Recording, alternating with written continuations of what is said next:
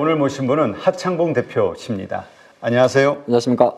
자, 오늘 증시 좋은 흐름으로 끝났죠. 네. 오늘 우리 양봉 선생님도 좀 기가 좋으셨나 봐요. 제가 오늘 정말 낯선 문자를 하나 받았는데 이걸 참 보여드릴 수도 없고 으하하하하하하 이 문자를 하나 받았습니다. 뭐 제가 보니까 발신자가 우리 양봉 선생님이시더라고요. 네. 근데 지난번 아마 이 또 찐시장에서 그때 아마 에코프로 이야기 잠깐 하다 보니까 오늘 아침에 또 시장에서 오늘 가장 큰 화두였던 것 같아요. 그러다 보니까 이제 장중에 워낙 변동성이 커서 한번 웃어봤습니다. 네. 축하드립니다, 일단. 이제 시작일 뿐이죠. 네. 역시 주식 투자는 원금 회복에 묘미가 있죠. 그렇죠. 원래 사자마자 물려가지고 본전만 되면. 네. 자, 어쨌건 오늘 증시 흐름 괜찮았는데 일단 어떻게 보셨는지 좀 전체적으로 한번 총평을 해주시죠. 네, 제가 이렇게 좀 화면을 준비를 해봤는데 숫자를 안 적고 이렇게 한번 적어봤습니다. 지금 코스피 시장은 저 PBR 지수, 코스닥 지수는 에코프로 지수라고 적어봤는데 이게 어떤 걸 메시지를 의미하냐 하면 아마 많은 투자분들이 지금 주가지수가 종합주가지수가 얼마인지가 모를 수도 있습니다. 그리고 실제로 혹시 안다고 하더라도 저 PBR 관련주나 자동차 관련주, 코스피 대형주 뭐 이런 종목이 아니라면 사실 느낌이 없거든요. 그래서 오늘 주가지수도 이제 2600포인트 정도에 마감을 했는데 이게 좀 주식 투자할 때 조금 어려워요. 이게 왜 그러냐면 원래 주식은 항상 어렵습니다. 지수를 볼 것이냐, 섹터를 볼 것이냐. 근데 지금은 이게 이제 어느 정도 종목별로 상승 탄력성은 좀 둔화되어 있습니다.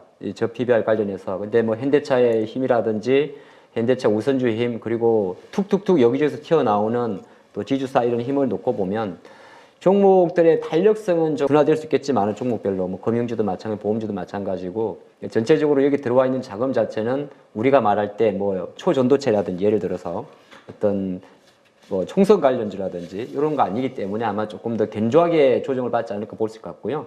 코스닥은 800선을 지켜주고 있는데 오늘은 뭐 오브 더 에코프로, 바이 더 에코프로, 포 더 에코프로 했던 것 같습니다. 시가총액 1위, 2위 종목의 변동성이 워낙 컸기 때문에 그 관점으로 마감을 했고 그래서 주가 지수를 놓고 보면 지금 저는 이제 여러 가지 이렇게 마디를 걷고 있는데 이 2365, 2480, 2580은 그냥 제가 그냥 기술적으로 건 게 아니고요. 최근 2년 동안에 이제 우리나라 주가 지수를 비율 분석을 해보니까 최저점을 2150을 잡았을 때 2360선대가 10% 위치, 그 다음 2500선 약한 이하가 20% 위치. 이거 중간값이고요.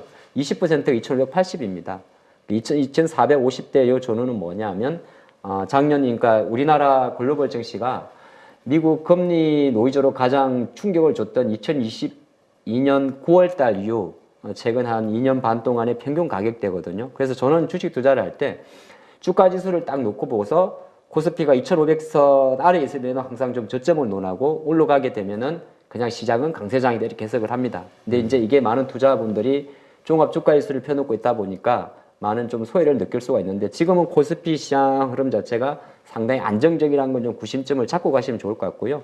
근데 코스닥 같은 경우는 확실히 디커플링이죠. 어쩔 수 없는 게 코스닥은 시가총액 1위, 2위가 에코프로, BM 에코프로고 밑에 있는 이제 HLB나 알테오젠이나 뭐 몇 개 있습니다만 엔터주는 원래 한 10위권에 있다가 거의 뭐 후로 밀려갔고 신성 델타테크가 이미 뭐 시가총액 10위까지 들어와 있으니까 코스닥 지수를 바라보시는 분들은 약간 뭐 2차 전지 관련주의 주가 상승이 달려 있고 이게 기술적으로 놓고 보면 그럼에도 불구하고 한 최근 일주일 동안 약간 2월 접어들어서 이렇게 5일 이동 평균선이 조금 돌리는 모습이라 아마 요것만 놓고 봤을 때는 2차 전지 오늘 뭐 조금 이따 다시 추가적인 이야기를 드리겠습니다만은 그게 악수가 될지라도 에코프로 BM이나 에코프로의 변동성 자체는 지수 관점에서는 조금 우호적으로 갈 수 있는 그림을 만들었지 않나 그렇게 봤습니다. 네, 알겠습니다.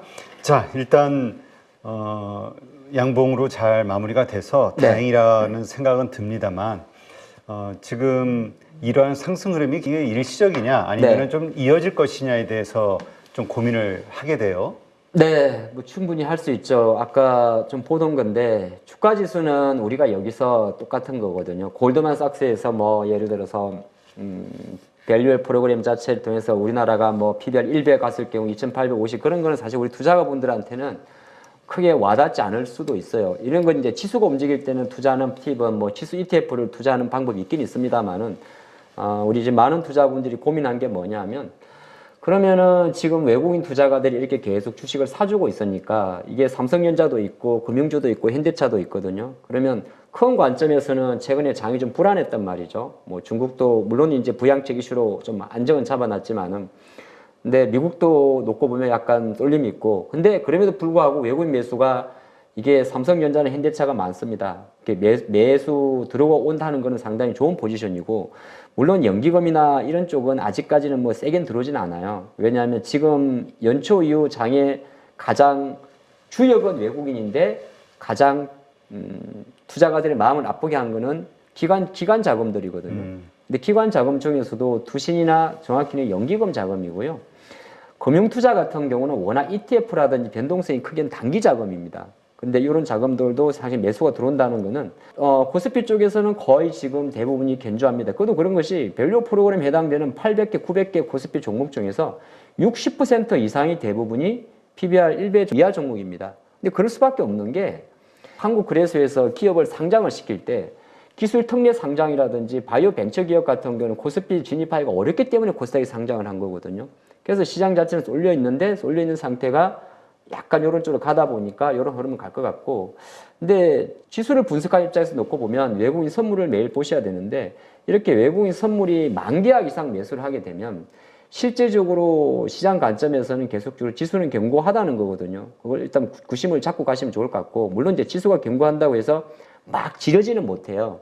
지른다는 게 지수에 베팅하는 걸 말하는데 그럼 좀 뭐 밸류 프로그램 관련주라든지 이런 기업들 현대차, 기아차 포함, 금융주 포함해서 들고 계신 분 입장에서는 일정 부분 단기 급등에 따른 차익 매물 때문에 약간은 좀 팔고는 싶겠지만은 파는 속도는 우리가 말한 어떤 수주 공시 무슨 뭐 얼마 어저께 움직였던 뭐 전고체 배터리 이런 관련주 변동성이 아니기 때문에 여유를 줄 수 있는 거고 제가 조금 본 거는 오늘 기준으로 외국인들이 내일이 이제 만기일이잖아요. 네. 이걸 그래서 일부러 준비를 해봤는데 저는 이렇게 계산을 합니다. 어떻게 계산하냐면 외국인들 선물 포지션, 누적 포지션을 계산할 때 이는 투자가의 관점에다 좀 다른데 제가 예전에 이제 선물 회사에도 좀 재직을 하고 파생 상품에 대해서 상당히 많은 차익거리나 뭐 이런 걸 하고 단타도 한번 해보고 또 한번 포지션도 한번 구축해봤었거든요. 그래서 뭐 우리가 파생 시장에서 이야기하는 컨버전, 리버셜, 뭐 스트랭글 매수 다 해보면서 이제 여러 가지 저한테 맞는 걸 보니까 선물 누적 포지션은 만기 2일로 잡는 게 가장 많더라고요. 제가 제 기억은 그렇습니다. 그래서 HTS 화면에도 투자자별 외국인 선물의 포지션의 기준일을 정할 수 있는 방법이 몇 가지 옵션이 있습니다. 5개 정도가 있는데 만기일로 잡아도 되고 2일로 잡아도 되는데 저는 보통 만기 2일로 잡습니다. 그러니까 오늘 기준으로 뉴트럴이 된 거예요. 이 말은 이게 누적입니다. 그러니까 쉽게 말해서 12월 15일 이후부터 지금까지 물론 이 만기는 언제까지 이어지냐 하면 내일 만기가 아니라 3월 동시 만기까지 이어지게 되는데 그런 관점에서 놓고 보면 이게 포지션 자체가 마이너스 한때 한 36,000 계약 1월 중순이죠. 이때까지 갔다가 지금 4만 계약 정도를 청산했다는 거는 청산이란 말은 이 만 계약 정도의 매수가 뭐 지수를 위쪽으로 쏘는 베팅에서 될 수 있습니다만 한편으로는 매도 포지션 자체를 해지해버린 거거든요. 그럼 시장 관점에서 놓고 봤을 때는 지수는 상당히 일단 처음부터 섹터에 들어가서 가지고 시장 전체에 대한 변동성 자체는 연초 대비해서 상당히 완화된 흐름으로 본다 보시면서 이제 문제는 그래서 내 종목이 가는가에 대해서는 또 다음 숙제를 일단 시장의 틀 자체는 조금 견조해져 있는 포지션이다 저는 그렇게 봤습니다. 네, 일단 외국인이 계속해서 코스피 쪽을 좀 사주고 있는 게 상당히 큰 또 호재인 것 같아요. 근데 네. 오늘도 한 5,400억 정도 매수했는데 어디 쪽으로 샀느냐? 외국인들이 가장 많이 사는 종목이 이제 절대 금액 기준으로는 최근에 삼성전자인데요. 절대 금액으로 삼성전자가 제일 크다는 거는 주가는 오르지 않지만은 코스피 전체 시장에 대한 포지션 유지를 한다는 걸 볼 수 있는 거고, 근데 삼성전자 외국인들이 아무리 많이 사더라도 그거는 전체 시가총액 비중으로 보셔야 되고, 실제적으로 상대적으로 가장 많이 사는 종목은 바로 이 종목입니다. 현대차인데요. 이게 이제 그런 복합적인 게 있어요. 뭐냐면 현대차가 더블 배당을 하는데 현대차의 이번 배당의 기준일은 2월 말일입니다. 기한은 3월 말이고요. 그러니까 밸류 프로그램이 있어가지고 실제적으로 가장, 왜냐면 지금이 벌써 2월 7일 정도 되니까 이거는 가져가는 게 맞는 거고, 그러다 보니까 시장의 관심들은 심지어 이제 005835 현대차 우선주까지 갑니다. 우선주하고 보통주의 차이는 여러분들 아시겠지만, 보통주는 주주총회에서 의결권이 있습니다만 우선주는 의결권은 없는 대신에 기업이 강제 청산할 때 우선적 배당을 받을 권리가 있습니다. 근데 이 주주 환원 정책의 기본에는 어떤 게 있냐 하면은 무조건 배당을 많이 주라는 게 아니라 우리 기업 거버넌스 포럼에서 나온 대로 우선주 완전 소각까지도 나오는 거거든요. 그러니까 굳이 우선주를 유지할 필요가 뭐 있느냐의 관점에 놓고 봤을 때 일단 일정 부분 자금 자체는 요새 많은 투자분들은 오히려 우선주로 들어오시는 분들도 있어요. 물론 이제 본주에 들어오는 것보다는 조금 낫습니다만은, 그래서 그만큼 이런 쪽으로 몰린다는 것 자체는 시장은 쉽게 이 부분을 용인하지 않겠다는 흐름을 볼 수 있을 것 같고, 또 다른 한편으로 이제 실제적으로 금융주 같은 경우는 이게 KB금융이나 다른 차트들인데 여기서 추가적인 베팅을 하긴 되게 어려운 자리예요. 이 기아도 마찬가지고요. 그래서 일단 요지는 뭐냐 하면 이쪽으로 들어오는 자금 자체가 아까 현대차 우선주라든지 기타 또 다른 종목들, 제가 오늘 이 아주 특이한 종목인데 IS 동서도 봤거든요. 원래 IS 동서가 대표적인 저평가 종목 아닙니까? 근데 오늘도 이 친구도 보니까 딱 배당을 원래 작년 최근에 안 했었어요. 오늘 바로 1,500원 배당하고 이렇게 날려버리니까 시장은 이제 일부 종목이지만은 여전히 여기서 지금 GS나 이런 관련 기업들이 보조자 관점에서 이게 환장할 노릇이에요. 안 빠질 거는 같은데 갑자기 올랐지 않습니까? 그럼 이제 내일부터 바라볼 건 뭐냐 하면 시장이 이제 밸류 프로그램 관련해서 많은 투자자분들이 똑같은 생각을 했어요. 야, 이거 2월 5일 날 밸류 프로그램 모델에 대한 어떤 시연이 나오게 되면 차익 매물이 나올 것이다. 그렇게 이야기해서 실제적으로 그렇게 보여주거든요. 기아도 마찬가지고. 근데 오늘 같은 날 다시 땡겨버리는 건 뭐냐면 땡기는 게 아니라 한편으로 놓고 보면 이쪽에 들어와 있는 자금은 거의 3월 달까지는 일정 부분 늘어질 수는 있어도 쉽게 빠지진 않지 않겠다에 대한 시그널입니다. 그리 보게 되면 아쉽게도 이게 비교는 좀 다른데 네이버 카카오 같은 경우는 수급이 빠질 수밖에 없는 거죠. 그래서 지금 시장은 아까 제가 초반에 좀 말씀드렸습니다만은 이걸 중심 자체는 여전히 밸류업 쪽에 놓고 봐야 돼요. 안 그러면 갑자기 많은 투자분들 갑자기 우리 셀트리온은 왜 빠지는 거야? 여기에 함정에 빠질 수가 있습니다. 이거는 기업에 문제가 있어 빠지는 게 아니라 코스피 종목들은 대부분이 패시브로 움직이기 때문에 저쪽으로 자금이 몰린 한 이쪽으로는 들어올 공간이 없는 거죠. 그렇게 보시는 게 좋을 것 같습니다. 네. 자, 그러면 오늘 좀 특징적으로 봤던 섹터 혹은 종목 있다면 어떤 게 있을까요? 아마 에코프로를 포함한 2차전지 실 것 같다는 생각이 드는데. 정확하게는 에코프로입니다.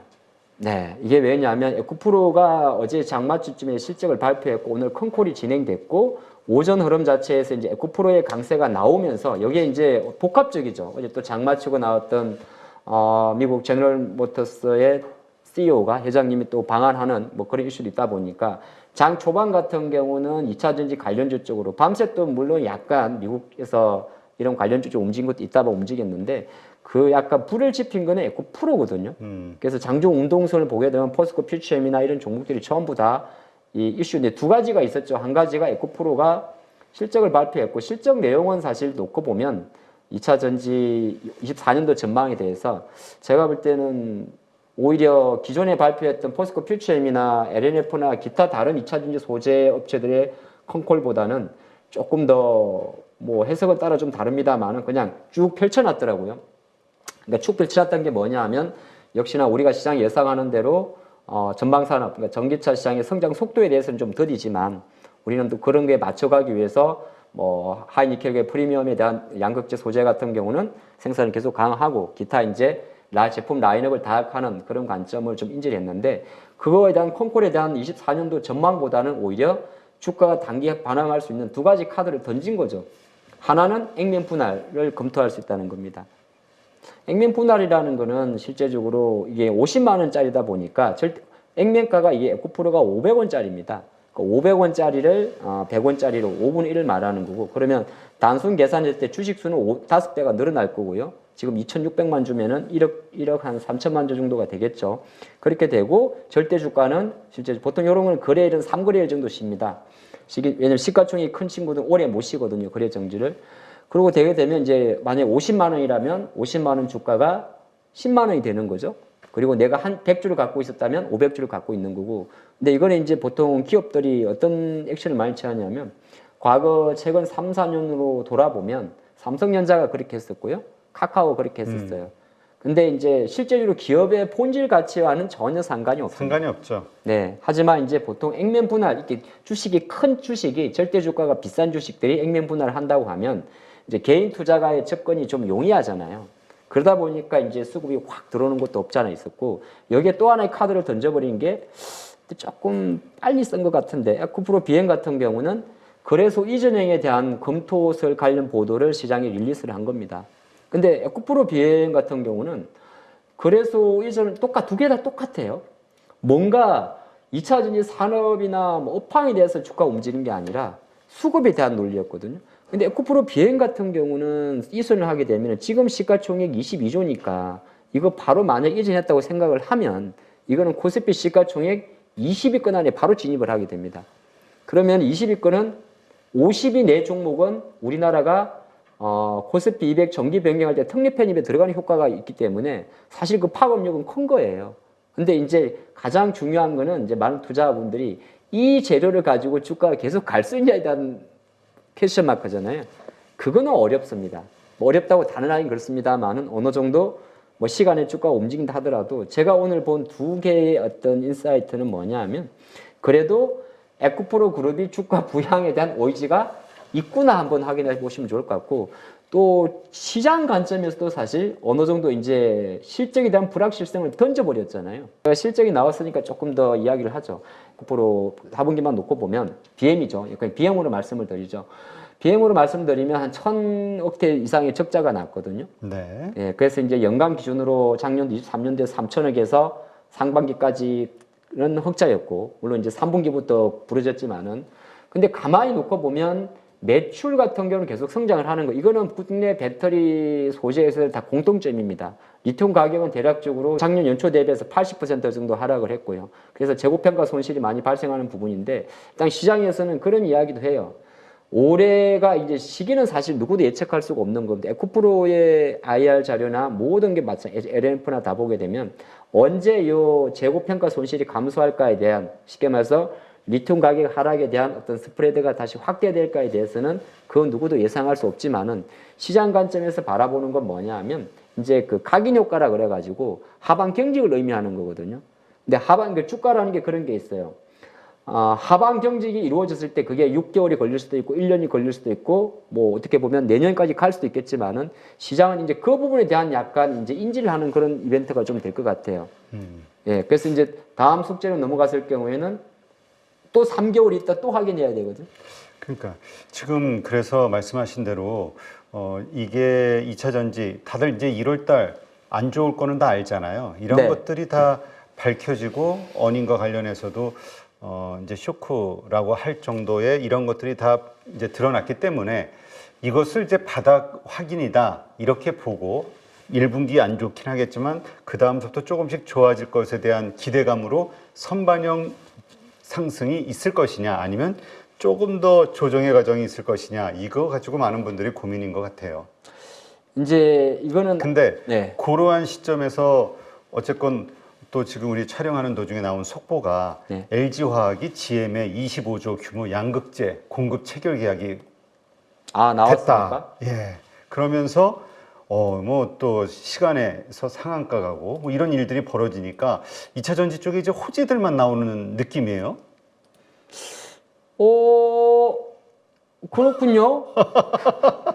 우리 양봉 선생님 뉴스에 좀 껴 있읍시다. 아니요, 우리가 중요한 거는 뭐냐면 뭐 똑같은 내용이에요. 내용인데, 그러니까 이게 이제 주가가 무슨 뭐 어디 뭘 공급을 했다. 며칠 전에 그 뭐죠? LG 에너지솔루션이었죠. 네. LG 에너지솔루션이 이제 ESS 1조 원 수주죠. 그렇게 되게 되면 주가는 이제 사실 반영을 장담 안 하지만, 근데 이게 뭐 조금 전에 말씀하신 LG 화학의 뭐 아까 GM 쪽인가요? 네. 예. 그런 수주 자체는 어떻게 보게 되면 한편을 놓고 보면 이제 업황만 개선되면 전방만 개선되면 어느 준비는 돼 있다는 거거든요. 그리고 대부분이 이게 단기 계약이 아니라 장기 계약이에요. 5년 이상 이렇게 잡히는 게 있고 우리가 여러분 잘 아시겠지만은 에코프로 BM이 이게 아마 연초였나요? 12월짜리였죠. 12월 달인가 제가 연초 기억이 안 나는데 44조 원 규모 그것도 한편으로 놓고 보면 5년짜리거든요. 근데 이제 문제는 뭐냐면 주가는 이제 배터리 주는 차트 분석을 하면은 생각보다 위험합니다. 차트 분석할 건 아니고, 왜냐하면 워낙 배터리주 흐름 자체가 지난해 오버슈팅 된 게 없잖아 있었기 때문에. 근데 가장 중요하게 바라보는 건 일단은 제가 생각하는 몇 가지가 있는데 그 중에 하나가 일단 수급도 되게 중요할 것 같아요. 주식이라는 것 자체가 아무리 기관 투자가 입장에서 놓고 봤을 때도 앞으로 안 좋을 것 같아도 이 사이즈가 큰 종목들은 시가를 좀 채워야 되는 거고, 그런 관점을 보시면 좋을 것 같고, 또 한편으로 놓고 보면 그런 것도 있어요. 특히나 코스피 종목에 있는 포스코 퓨처엠도 마찬가지입니다. 이게 시장은 대부분 패시브 자금들 같은 경우는 상대적 밸런스 싸움이거든요. 주가라는 거는. 저는 일단 그렇게 한번 차트보다는 수급을 좀 포커스를 보시는 게 좋을 것 같고, 두 번째는 지금 말씀하신 대로 국내 이제 2차전지 관련주가 뭐 수주를 한다든지, 아니면 지금 GM 회장도 이번 2월 중순에 방한해서 뭐 삼성과 SK, LG 다 만난다고 하지 않습니까? 거기서 이제 어떤 빅딜이 나온다고 하더라도 그게 본격적으로 주가가 갈라 그러면 아까 대표님께서 말씀하신 대로 어느 정도의 중간중간으로 실적이 확인되면서 갈 수가 있어요. 그러니까 우리가 작년도에 느꼈던 것처럼 이렇게 뭐 폭발적인 상승세와 폼으로 가기에는 전체적으로 안 좋은 건 사실입니다. 안 좋은 가장 큰 이유는 뭐냐면 이거는 트럼프 대선이 중요한 게 아니고요. 그거는 시장에서 일어나지 않을 정치 리스크에 대한 어떤 방어를 말하는 거고, 데이터가 가장 중요한 거예요.